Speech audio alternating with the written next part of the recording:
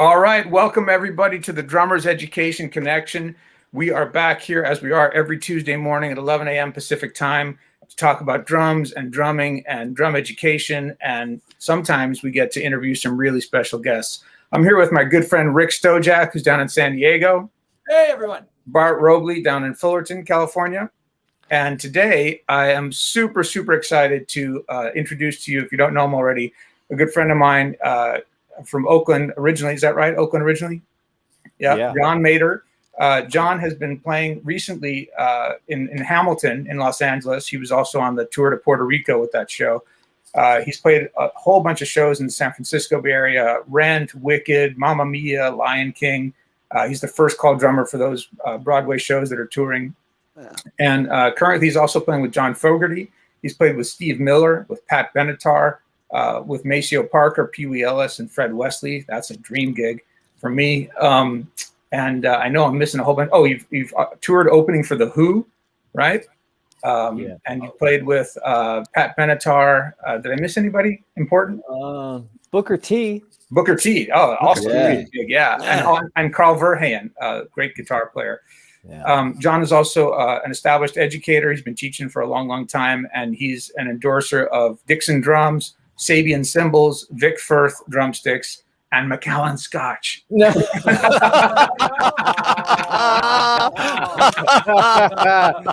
just messing. Oh, but man. Last but not least, we have our friend Chip Ritter. Thanks for coming by, Chip. Sorry you're late there. I'm sorry for being late. Please forgive me, John, and you guys. No worries, man. No worries. $5 here. Yeah, $50. That's right. Yeah, $50, man. When you miss the downbeat, Chip, you get fined, man.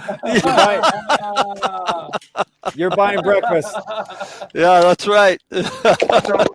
Oh man, John, there's so much to talk about, man, and you've shared so many great stories with me, and some of those I want to ask you about here to share with everybody and our guests. But to start with, let's talk about Hamilton. I know you've been doing that for a few years since the show started in San Francisco, and that was the first. And if I'm not mistaken, that was the first show outside of New York where Hamilton was touring. That's right. That's correct. Yeah. And you've been in the theater scene at the professional level for quite some time in the Bay Area before you moved to LA. How did you get involved with drumming shows and what's that been for you? Tell us about that experience. Sure. I got involved when Rent, the musical Rent, was coming to town for the first time, which was quite a while ago. And I had just been out, just doing gigs like everybody else. I had my bands I was playing in, and I was playing in, and doing weddings and clubs and just, making a living as a musician as we do. Right. And, right. And giving lessons and just doing my thing. And let's see, they called me and somebody got my number in the theater world. The New York people, they were looking to audition musicians to do Rent. It's a contemporary musical. And all of the New York people came out and they wanted to hear the guys who were at the time currently doing all of the musicals in San Francisco. And they felt like none of those guys were quite the right flavor, quite the right match for this show. Because again, it's very contemporary. That was very contemporary, and it was, required some. You had to play aggressively, and it's just a different bag. And so, I had gotten a CD of the musical, the soundtrack, and I thought, well, I hear what they're trying to do. Like everything sounds like it's a Broadway version. Right. It's a Broadway version of something that they're trying to emulate, but it always has that kind of Broadway vibe to it.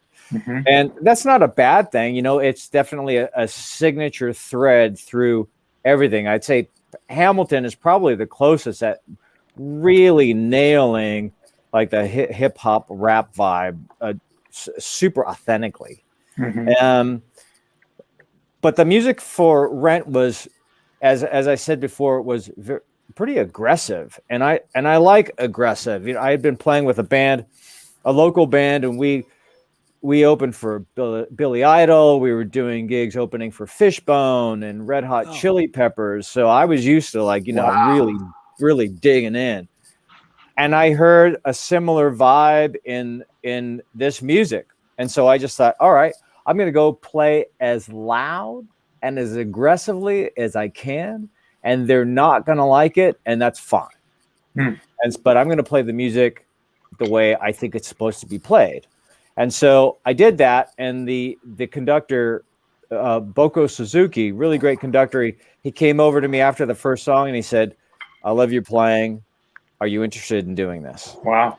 And I said, "I am interested, but only if I'm able to play the way that I just did when we're in the theater, because I'm not gonna turn down and play this like I'm doing a cocktail set at a wedding."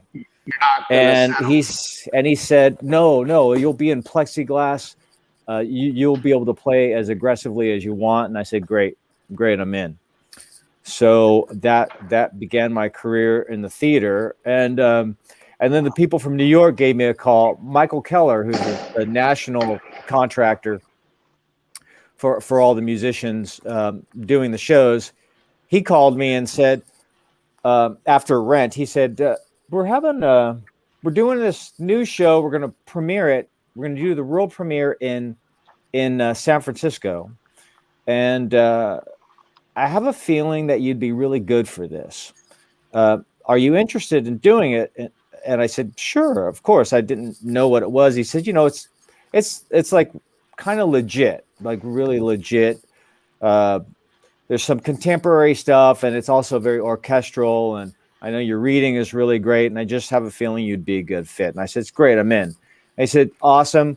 We'll fly you out to New York. We'll put you up for a week. I just want you to hang out in the dance studio where they're just kind of working things out, and check out what Gary Seligson is playing on drums, the great Broadway drummer Gary Seligson. And I said, awesome. So I went out there and took a bunch of notes, and everybody was working it out. And it turned out to be that little show was wicked. So yeah, I was the first drummer to play that show, and it did it with the New York cast, with Kristen Chenoweth and Idina Menzel out in San Francisco. And that was my first real legit musical. And and then the rest is history. They would just call me anything that was going to be a sit down production. Lion King, I did Mamma Mia, anything that was going to sit down for a while.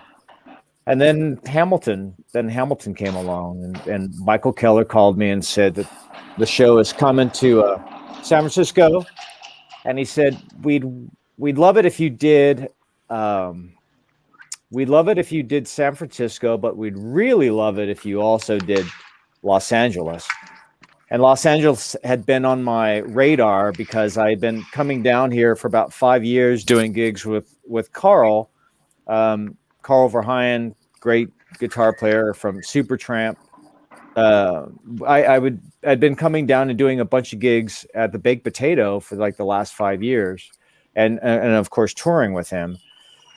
And so it had kind of been on my radar. So I just thought, okay, the universe is speaking. It's time to go. And so we made the leap, and I couldn't be happier. There's just so much opportunity. There's so many things going on down here. And of course that led to playing with John Fogerty, doing a bunch of dates, subbing for Kenny Aronoff, the great Kenny Aronoff, in which I continue to sub for him. And so that's the stuff of dreams, right? That's awesome. Kenny, God. That's so cool. Yeah. Now, I have a question in regards to that, John. I think that Fogerty is just amazing, and Aronoff is like one of my favorite drummers, right? I mean, who doesn't love Kenny Aronoff? Just a fantastic player. I heard Kenny Aronoff say that if the Incredible Hulk sang, that he would sound like John Fogerty. I always thought that was awesome, when you're getting ready for a gig like Fogerty and playing that classic CCR stuff. Yeah. I mean, even I have students that are in high school that are like, oh man, there's no such thing as a bad CCR tune. They love that stuff. How do you go about preparing for that? I mean, we've all played that stuff. We've all played all those tunes. Is he really on top of every little part? How do you prepare for something like that? Because that's a huge catalog of music. Yes. So he is very sensitive to the drum parts. I mean, his time is impeccable, and he's also a good drummer. Really? Yeah. So oh boy, there's a lot to talk about there. All right, so let's chip away at that a little bit. Those are That's a bar question. Those are great questions. So it's a bar question. So the reason why I've gotten these opportunities, like playing with Pee Wee Ellis, which led to Maceo and Fred Wesley, and wow, all of this stuff, playing with Booker. It's just by me showing up to a gig and trying to play everything as authentically as possible. right. And I wouldn't care if it was a wedding or whatever. My attitude was I'm getting paid to play music, which is freaking awesome. Yep. And what I really enjoy is seeing people play and honor the vibe of the original recordings, because I have an emotional connection with that. And so it's kind of like seeing Steve Ferroni play with Tom Petty. Like, he plays all the original drum fills. I'm like, oh God, I thank you so much for not trying to reinvent the wheel. Like, just I just have these emotional relationships to all those little tasty little nuggets in the songs, and I'm just like, I'm waiting to experience those live. It's like going out for a nice meal at your favorite restaurant, ordering your favorite dish. Like, you're just right. You have a relationship, and you're ready to save it. It's your favorite. I love that. So and I don't. Yeah, and so I asked. Well, first of all, so I would try to honor those parts. So my friends joke with me. They would say, you're the only guy that would show up for a wedding gig with all the drum parts transcribed. Actually, Which I would. I do that too. Yeah, I've heard that at church gigs. I do that at church gigs, and I've had people like, "Wow, you're the only guy. You've transcribed every note." I'm like, "Well, that's the gig. I get that. Gig. Sorry, yeah." And I see it. Yeah. All right. Good. That's great to hear, man. You guys are doing it right. And so I would do that and try to play with like the same kind of, just be emotionally in it. Yeah. And because of that, people started recommending me for more and more things. And it was just out of showing up, whatever gig it was. I never, ever, at least I always made an honest effort in trying not to phone it in.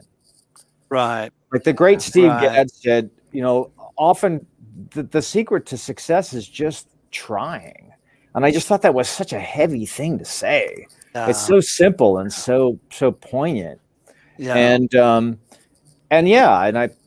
would go out and see bands, and I would see guys playing either from the wrong space, either from a selfish space or from a fear-based place. Or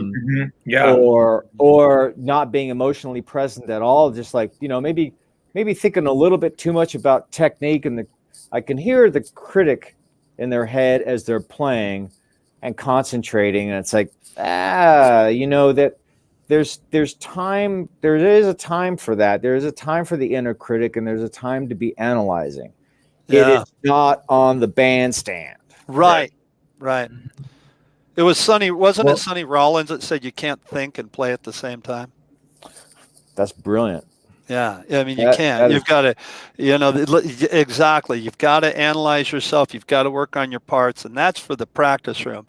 But when you're on the bandstand, let go and let God. Count to 4 and go.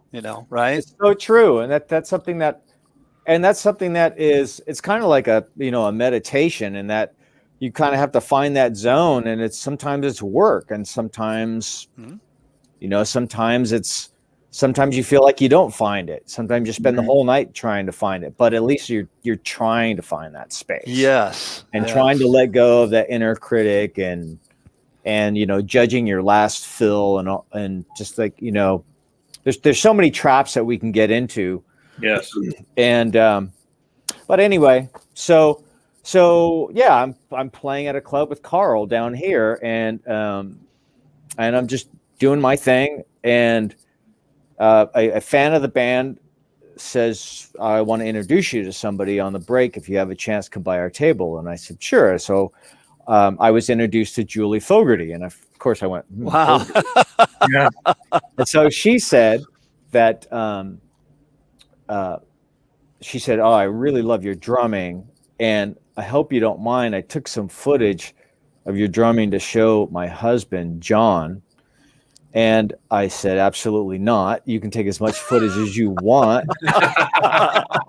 No, don't show him. Don't show him.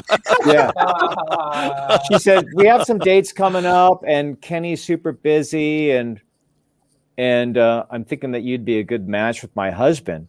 And I said, oh, well, that's awesome. So I left the gig that night thinking, okay, mission accomplished. Even if he never calls, or if he sees the video and goes, oh yeah, he's not the right guy. People are recommending me for large things down here. People are introducing me to other people. Mission accomplished. I just need to keep doing my thing regardless, because you can't be everybody's flavor. But Right. The fact that there's a little buzz going on, like, man, I just told myself, keep being you. Yeah. Just keep doing your thing. That's it, man. I mean, I love that. You started your story about playing Raitt by talking about how you played it the way you felt it, the way you heard it, the way you thought it was supposed to be played. And that's what actually ended up getting you the gig. And, that's what gets you every gig, and when it's supposed to happen. You know what I mean? It's when you're being you, the best version of yourself that you can be. You're prepared, you're focused, you're present, and you're playing the music the way you think it's supposed to sound. And when people are appreciating, recognizing you for that and appreciating you, and it's leading to more and more things, that's just the best, man. You're a terrific example of that. Absolutely. Hey, John, Well, I have a yeah. Oh, go ahead. Well, I had a quick question. Knowing that you were going to sub for Kenny Aronoff, did you seek him out and ask him some advice, or how did that all work? Oh, Rick, this is an excellent question. So Thanks. I have made many errors in large auditions in the past, but I've learned from those errors. And one of the things that I learned was to ask the right questions. And so when Fogerty's management reached out to me, I responded by saying, of course, great. I'm totally interested in coming by and playing with John. Let me know what songs you want me to listen to, and what version. Right. Do you want the original version, or do you want me to listen to what Kenny is currently doing live, because it's slightly different? Mm-hmm. And it's a different feel and different energy. Like, his energy is way different than Doug Clifford. Yes. And so they got back to me and said, well, we talked to John, and John really wants you to pay close attention to the originals, and these are the songs. So it was great. I had what songs I needed to spend time on, and what versions to really, really dig into. And it seems like really, those are such basic questions, but when you're caught up in the excitement of it all, sometimes you just don't think of asking these questions. Right. So the other thing that I had going for me was learning the other mistakes that I had made in other auditions, which is, you don't need to oversell yourself. Mm-hmm. Like, just go in and just be secure with who you are, and just play and try to have fun. Yeah. Like just pretend like you're just getting together with some friends and you're having fun. John, when you say oversell yourself, are you talking about in terms of how you play or just the vibe and how you talk to people? Oh man, that's a great point. Well, you bring up a really great point. I was thinking in terms of just, talking too much and dropping too many names, or just trying too hard to establish a bond. Yeah. Right. Yeah. Right. I mean, so much of it's like dating, really. Right. Right. Like, Totally. just kind of be cool and relax. Right. And kind of let things happen. I also did a little bit of homework, which was key. So I just found out that they revered Booker T, and the whole band just like loved that whole band, and they really studied their thing. Yeah. And which was great, because then I had a common denominator. I had many common denominators. One was John Fogerty is originally from the East Bay, Northern California. El Cerrito. El Cerrito. El Cerrito, man. Yep. 5 blocks from me. Yeah. Oh, wow. That's cool. Yeah. He big fan of Booker's. One of their big tours, Booker opened for them. And I played with Booker. And the first concert that I had seen was at the Oakland Coliseum. My older sisters had taken me to see Creedence. Oh man. Oh, really? Yeah. Right on. Wow, Cool. that's cool. So That's awesome. So there was just all of those intangibles. I worked at Leo's Music in Oakland, where he bought a few of his guitars, and so we would play a little bit, and I would go, oh yeah, I was reading blah blah about this, and you were, oh yeah, I read that he used to go, his family used to go up a place in Northern California on vacation, summer vacations, and I used to go fishing in the same spot. And so I just brought that up. I said, I used to go fishing at this spot that you used to go to, and like he just like lit up. He said, oh man, yeah, we used to go there every summer. It was awesome. And we played a little bit more, and everything was, I could see he was really happy, and then we talked a little bit more, and I said, yeah, man, Booker, I know that Booker opened for you guys. I said, I played in Booker's band for about a year. And his eyes got really big, and he said, oh, well, that's a good sign. He said, yeah, man, we loved Booker. So, I just casually, I would just say a couple of things, but they were relevant. They were things that we had in common. Right. So it wasn't like me just like dropping a bunch of names because I was trying to impress him, which, I've made all of those mistakes before. Yeah. John, it's like you're making him relaxed. So you're getting the best version of him, and the hang is, we know how important the hang is. Not, it's not just what goes on stage. So he's like, wow, I like hanging out with John Mater. That's one of the things that we had. Tim Messina, he's the MD for Brian Setzer Orchestra, a sax player, sub with us on a couple of shows a while back, and that was his big thing about the Brian Setzer Orchestra. There's so many guys in that band, and he's like, I don't care how well they can play. I mean, they got to be able to play. That's taken for granted.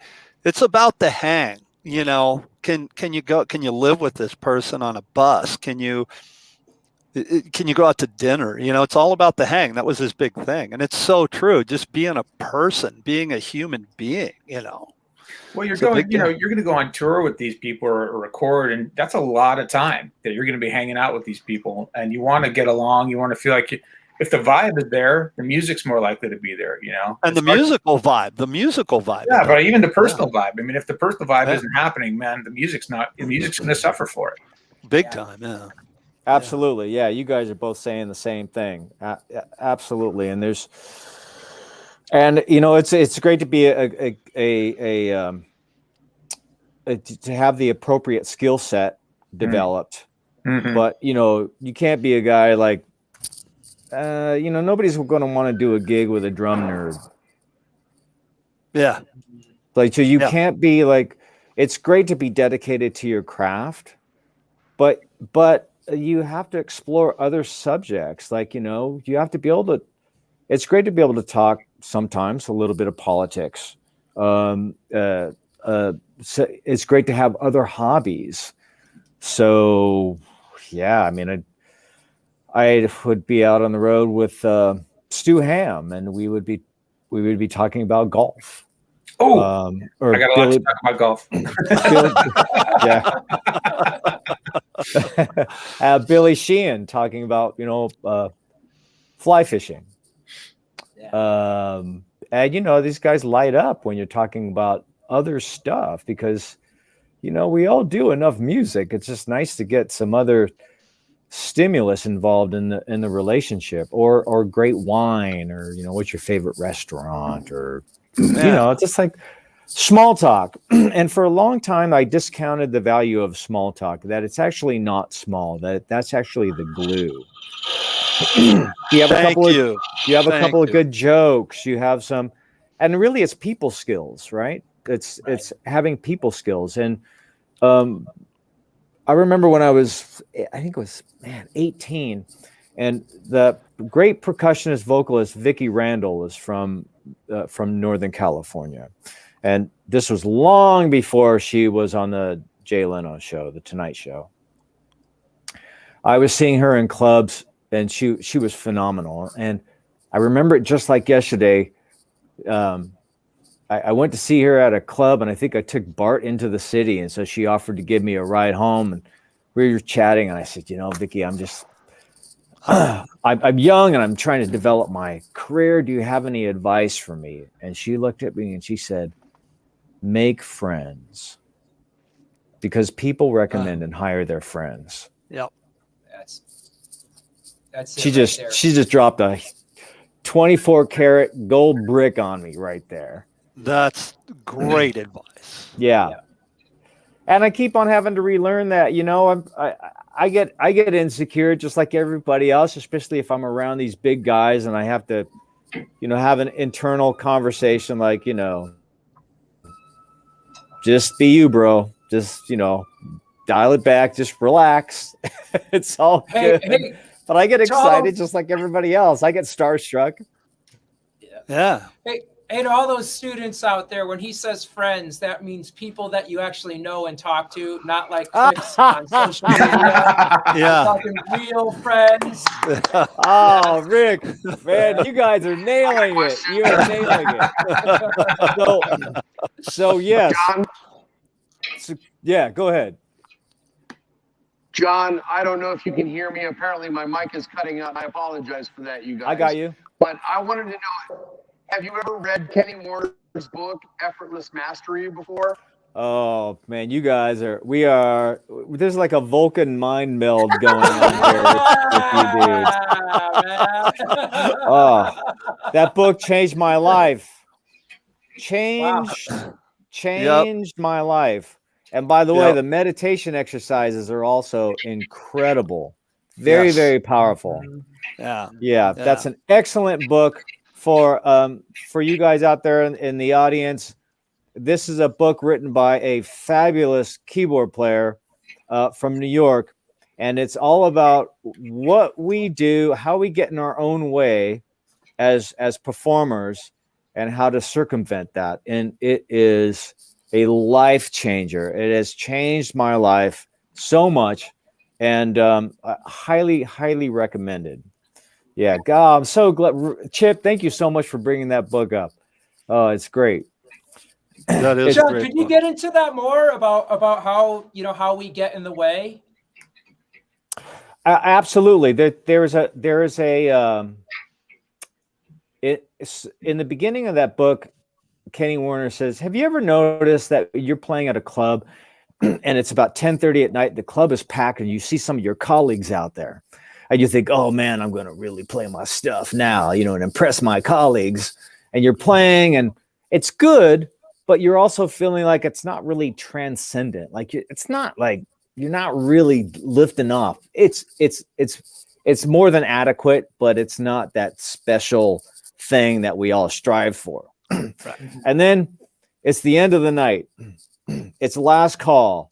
There's one drunk at the end of the bar, fast asleep.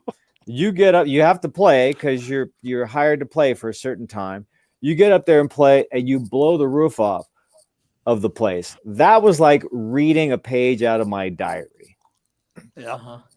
And he talks about where that's coming from, and that it's fear-based. You are trying to impress somebody. So whenever you're trying to impress somebody, you're playing from a place of fear. Either you're overplaying or you're thinking too much, any of the above. And fear is such an awful thing because it can be tucked way, way down. It can disguise itself in so many ways. Yeah. And what he talks about is you trying to get in the space of, or at least what I've taken from that is, when I get behind the stage, I'm on stage and I'm going to play drums. My job is to disappear. So my internal dialogue is, this is not about me. Mm-hmm.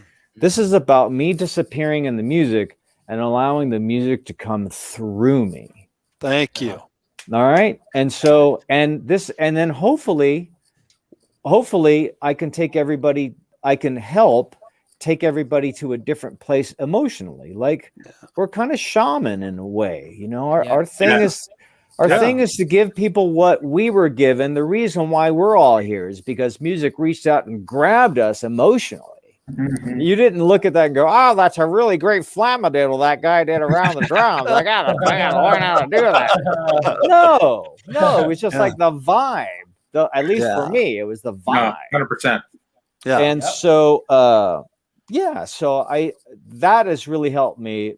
And that book, Effortless Mastery, has brought me to that place. Now, again, I'm a human being, and I'm an artist, and that is sometimes a struggle for me to find that place. Mm-hmm. But I know where it is, and the more times, it's just like anything. Like the more times you find that place, the easier it gets to getting back there. Well, he talks about that in the book, that it's not that you're never going to have these negative or critical thoughts that float through your mind while you're playing. Right. But if you can remember that, you almost like use them as a trigger to sort of like, catch yourself thinking that self-critical thought or that editor thought, and then just sort of let it go by. Yeah. Otherwise you can go down that cycle like, "Oh, damn it, man, I'm focusing on the wrong shit while I'm playing." And then you spiral downward, thinking about your playing and thinking about your playing. Yeah. Like, "Oh, I thought that. I'm gonna let it go and get right back to the music." So it's not like you solve the problem and then you're there forever, right? No. It's an ongoing process. Yeah. And I had a great thing happen to me. I was out on the road playing in this band called B×3, and it was Stu Hamm, Jeff Berlin, and Billy Sheehan. Damn. And it was kind of like a bass version of G3, essentially. There you go. But the thing was, I was playing in each one of those guys' band. So myself and the great guitarist Jude Gold, who's playing for he's in Jefferson Starship now. Phenomenal player. And so each one of these guys did a set that was about an hour long. Oh. And they're all very, very different. And it's all playing. Like you really, whatever style you're doing, you're digging in. You're doing crazy double bass drum stuff with Billy Sheehan, super aggressive. Stu Hamm, I've got pads set up. We're playing along to some sequences, and then Jeff Berlin, I've got a whole different set of cymbals because it's all straight ahead. And so I just felt like I was getting stretched like a piece of saltwater taffy, man. I had to play like I had to sound like a master of all these things, none of which I am, but I just had to like try, just like what Steve Gadd said, just try, you're there for a reason. So we were in Buffalo and Jeff Berlin did the coolest thing. He pulled me aside and said, John, I love your feel. I love where you put the quarter note. Everything is great. If you continue to play this way for the rest of the tour, I would be delighted. But I want to let you know that if you are feeling something intuitively, I am giving you permission to just go for it. Just go for it. That's cool. And I'm a great bass player. He said, I'm a pretty good bass player. I think I'll be able to find you if somehow we get off. And it was just such a loving way of just saying, I really just want you to just play, man. Just go. That's amazing. It was so beautiful. I just felt all the support. That's leadership. Yeah. That's leadership. Yeah, right. Chip, you're right. Yeah, that is. You said something a minute ago, John, that we're like a conduit almost for the music, right? It goes through us. I say to students and to people all the time, music doesn't come from here, hitting drums. It comes from here, right? It comes from within, and being able to have that freedom of a band leader like that has got to be phenomenal. And then when you're given that, did you still hold on to the parts, or did you just how did you take that into the rest of the tour? It was a great experience. So we're playing and he does the first set and we're just playing and I'm just like, let go, man. Just let go. And I listened a little bit to Bill Stewart also before I played, because he's one of my favorite like straight ahead drummers in this sort of vein, like that kind of flavor. So I just listened to him before I went on and got really inspired, and I just had that vibe and really up front. Yeah. But I remember Jeff is playing a solo and we're playing, and I would just like, something would come to me and I would just play it and he would play the exact same thing at the same time. And this happened so many times during that set, and he would just turn around to me and just like smile. and so after that set, he comes up and he gives me this big bear hug. He goes, Johnny boy, that's the stuff right there, man. That's it. The rest of the night was magical. And Billy Sheehan steps up to the microphone. He was the last set. In the middle of his set, he steps up to the microphone. He says, let's hear it for John Mater, who's kicking frickin' butt on the drums. And I cleaned that up a little bit, but yeah. And it was great, man. At the end of the set, everybody's there to see those guys. And after the end of all three sets, I came off stage because I had a little recorder at the front of house soundboard and I wanted to retrieve it. And all these people started running towards me.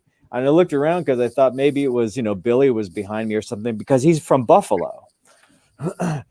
and nobody's behind me. And they were all running towards me.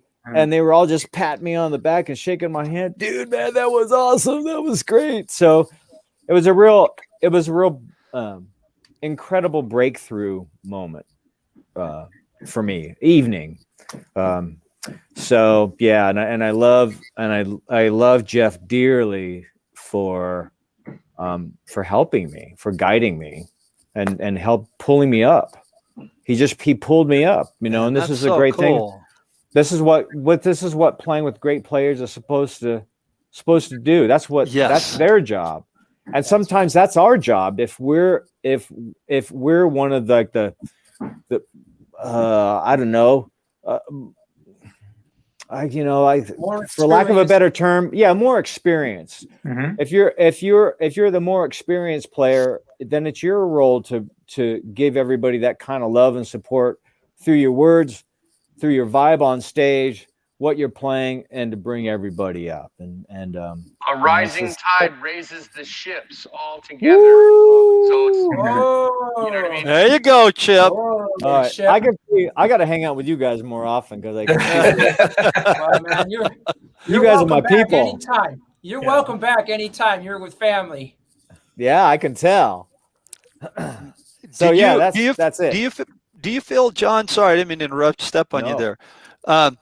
After a tour like that, where you're playing with 3 super heavyweights like that, or even after, okay, not at the tour, after a show, like at the beginning of the tour, were you like mentally exhausted? I can imagine that would just be at the end of the show, just like, oh man, that was a physical workout, but also mentally, like, because you're always got to be on point.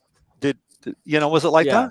Yeah, it was crazy because it was 3 hours. Yeah, An man. hour set each. So I was working hard, man, and traveling and being in a van and then having people like Paul Wertico show up to the gig, or Dennis Chambers showing up to the gig and sitting in, no pressure there. Right. But that comes back to the effortless mastery thing, right? Letting go and right. Yeah. Right. Wow. Absolutely. But I get it, man. I can't. Yeah. That's got. You guys, I want to recommend a book. My wife and I are listening to this on Audible right now, and it fits right in with all these topics. It's called Letting Go. It's actually the cool. title of the book by Dr. David Hawkins, and he gets into all these deep thoughts and questions. He talks a lot about fear and focusing on positive and blame, and it's really, really good stuff for any human, not just drummers. Beautiful. Rick, is that David Hawkins?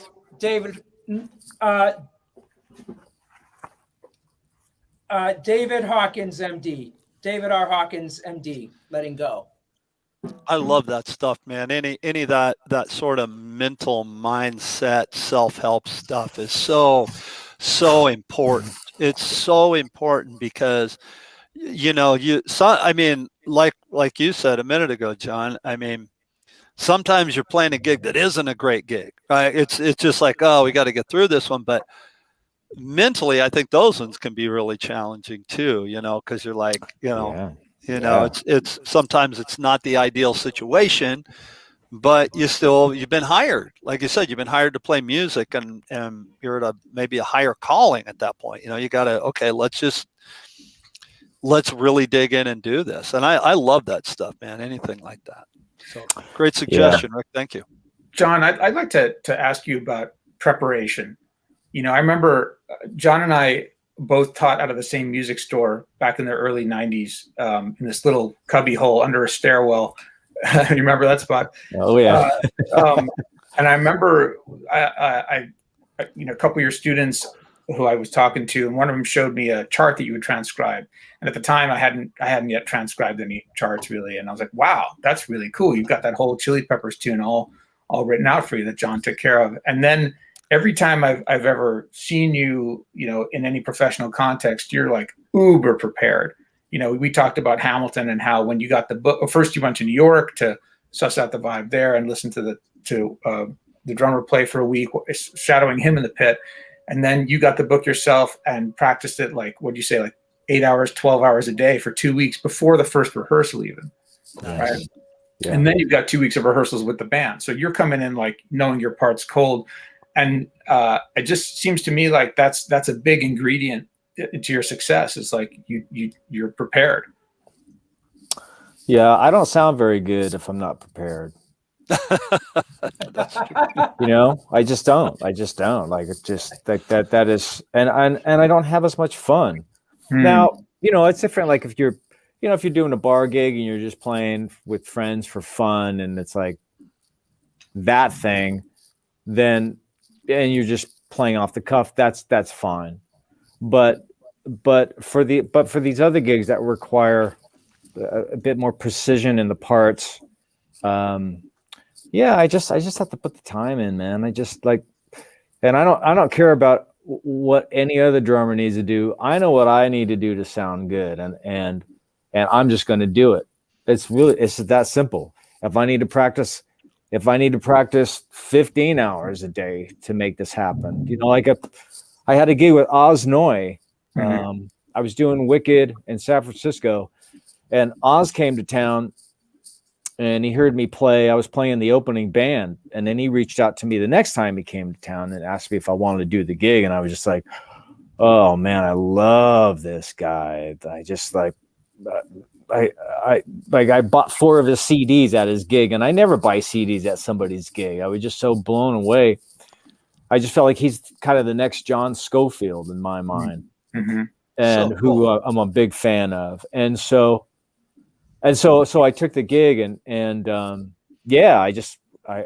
I transcribed a lot of the stuff note for note. Like, who's the drummer who's playing with Steely Dan right now? Keith Carlock. Yeah, man. It's Keith on a lot of that. Who's like amazing, man. I just love his playing, and I love his approach to Oz's stuff. So he was on a lot of the material. Dave Weckl was on some of it, and so I just went to work, man. Like, just writing everything out, and I learned. And we had like a 20-minute rehearsal. We just rehearsed the heads and the endings, and he's like, "Yeah, John, man, that's."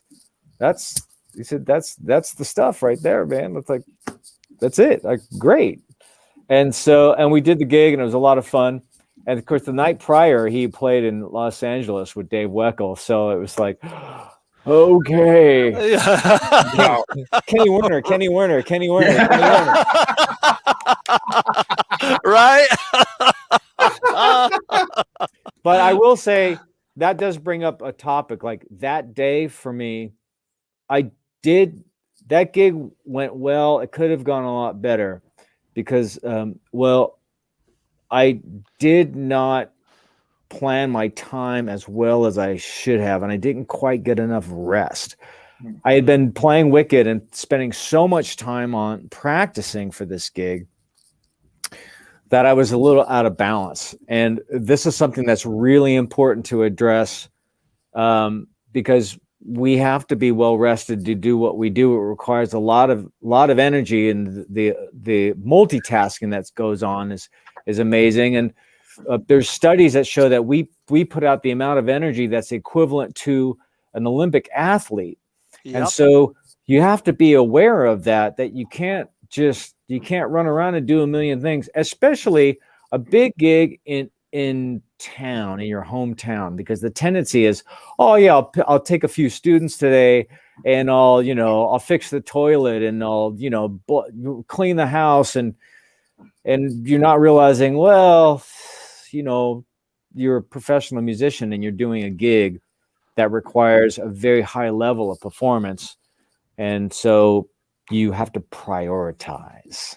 Right. And that's so important. And I think the other thing that I will say that's important for me is that I need to find the thing that feeds my soul, that recharges my batteries.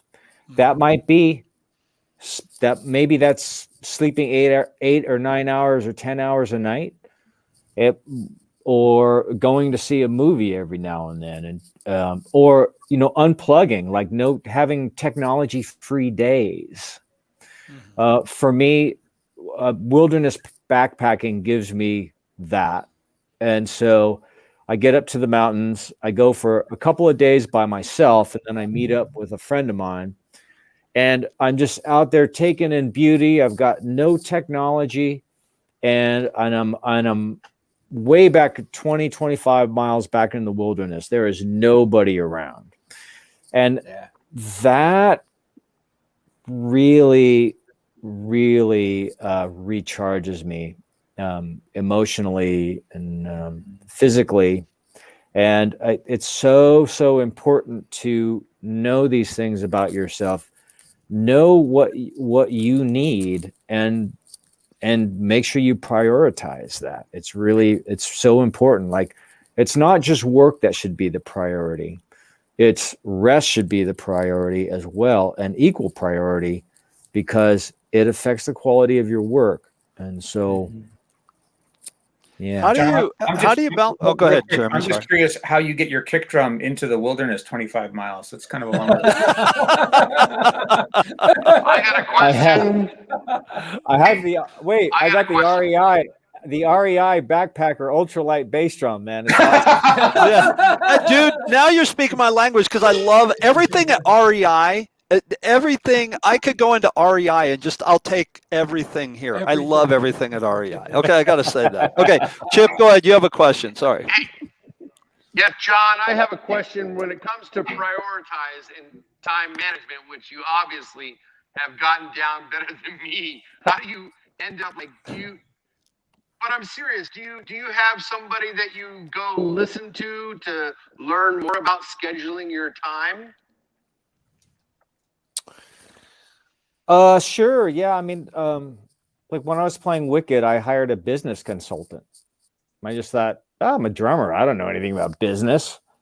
I'm going to hire somebody and educate myself. And so that's awesome. I worked with a business consultant once a week for about a year, and I learned just so much really, really great stuff about all of these things and why they're important. And you know, oftentimes, you know, the B word amongst artists is often not very welcomed, which is very unfortunate. And I was guilty of the same thing, and only to discover that there's so much creativity in business. Yeah. And I also learned more about relationships in business because that was a thing that I could really get behind, was that good business is relationship driven and genuine relationship driven. And so these are things that I just never really thought about as a musician.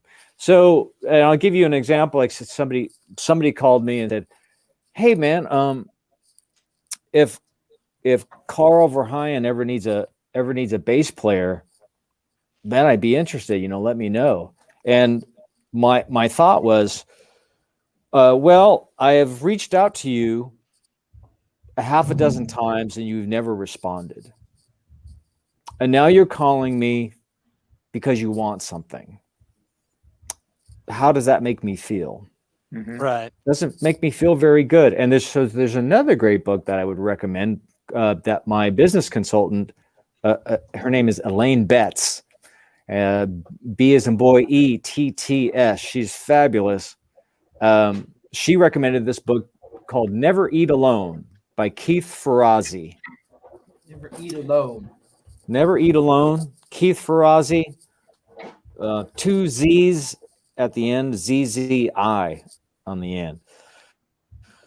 And so he talks about this. He talks about you want a relationship with somebody before you start asking them for something. Mm. And you see this at the NAMM show all the time, right? You see these guys coming up, talking to these manufacturers. They, you know, "Hey man, can I get an endorsement?" It's like, dude, that's wrong. That's not how it works. It's not how it works. NAMM is the worst place. NAMM is the worst place to shop for endorsements. Right. It's a place to say hello and press the flesh. That is it. Maybe get a card. You have to follow up and develop a relationship, you know? I had a guy call me and he wanted to start giving lessons who lived in my neighborhood. And he said, "Yeah, man, I just wanted to call you up and see how you do what you do because I want to start giving some lessons." And I said, "Well, I appreciate your enthusiasm, but I don't know if you realize what you're asking me. It's like you are a like you're going to set up shop right across the street from me and you want to know how I'm successful." Like, Right.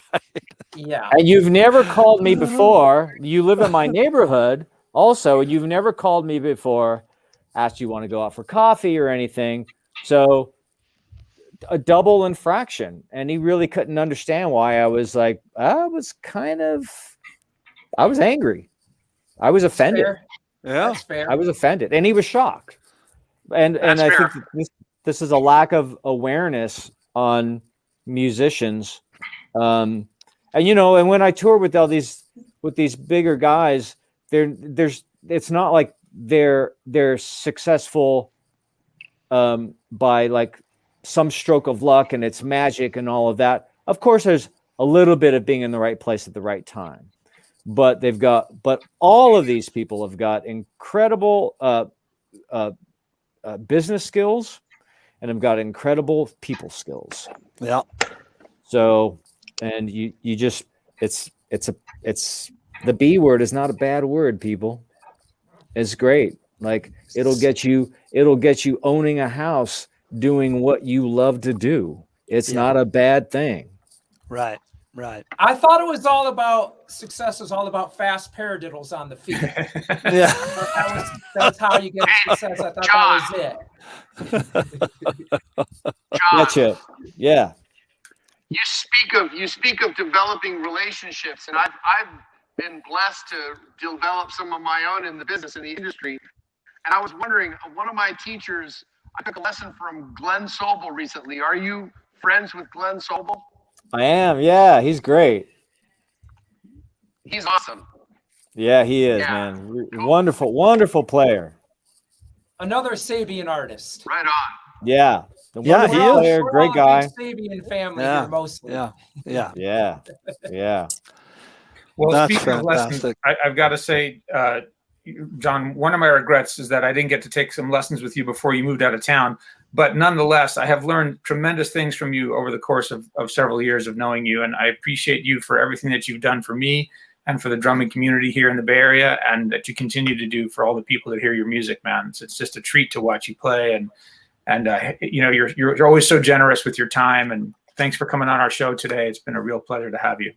Absolutely. I loved it. And really great questions, everybody. And really good stuff. This was one of my favorite interview sort of things that I've done. Like, you guys are awesome.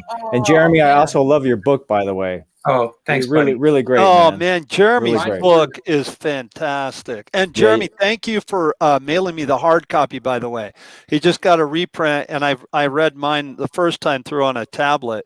Sent me a PDF, but I just got a hard copy, and he autographed it. Thanks so much. Love that book. Thanks. Yes. Thanks, you guys. Thank you very much. Jeremy, Sure. this is one thing that we've all talked about before, the value of sharing information and how precious that is to us, our livelihood. So, John, I'm blown away by you, and I'm so grateful that I got to be a part of this show today. And thank you for being on. My pleasure. Thanks for having me. And if anybody's got any questions, you can also reach out to me at johnmaterdrummer@gmail.com. Awesome. Very cool. All right, John, Awesome. best of luck with all your great gigs and your shows, and onwards and upwards, man. Thank you. And to you guys as well. Awesome. We Thanks, appreciate it, John. Thank you, man. We really Thank appreciate you. you coming on. Great right. insight today. Hey, Chip, Thank you so much. who's our guest next week, Chip? Coming up next week is Brian Cup, the artist relations VIP of Agner Drumsticks and Tulsa, Oklahoma's resident drum guru teacher guy. He's an all-around great cat. And we're gonna be Awesome. He's All great, right. but he owes me money. Hey guys, and by the way, just the people that are watching, I won't be here for the next 2 weeks. Lee and I, we're closing on the new house. Do our final walkthrough tomorrow. We're closing on it on Thursday, and next 2 weeks I'm moving in, and just so excited. Next time you guys see me, I will. This has been such a blessing to live here for a couple of months, but I'll be in the new and improved Bart Cave, and I just can't wait. It's going to be awesome. Barbecue at your place. Yeah. Dude, Oh, I'm telling you, you know what? I've got to. there. I'm telling you, we're there. We are Okay. there. All right. Yeah. I'm gonna hold you to Hey, you that. know what? Matter of fact, I don't have we got a brand new house in the front part. Everything is brand new. The backyard is all dirt. So I'm going to go ahead and list everybody. I got some shovels. You guys can come over. We'll do I got rakes. We'll do live on the deck on Bart's deck. Yeah, we'll do live on the deck as we build Bart's deck. How about that? Okay. I got some hammers and screw guns.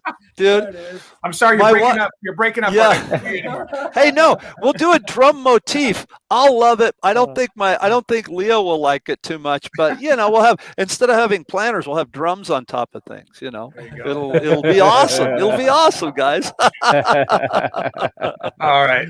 Bye, everybody. Anyway, Thanks for tuning thanks, in. John. Thanks, Cheers. everybody. Bye. Thanks for watching. All right.